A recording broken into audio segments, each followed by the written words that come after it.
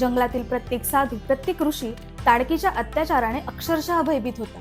तिच्या एका गर्जनेने संपूर्ण जंगलात वादळ उठायचे, झाडं उन्मळून पडायची आणि सगळीकडे हाहाकार व्हायचा। आणि त्यामुळे रामाने विश्वामित्रांचा आदेश पाळला आणि धर्मरक्षणाचं व्रत स्वीकारलं। रामाने ताडकेला आव्हान दिलं।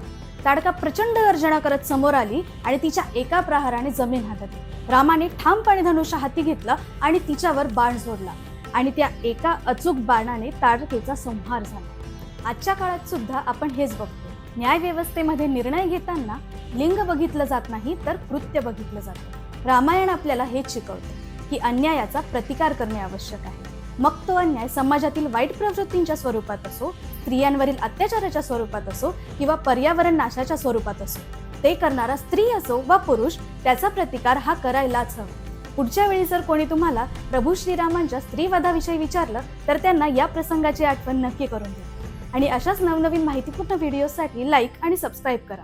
माहिती आवडली असेल तर इतरांनाही शेअर करा। जय सियाराम।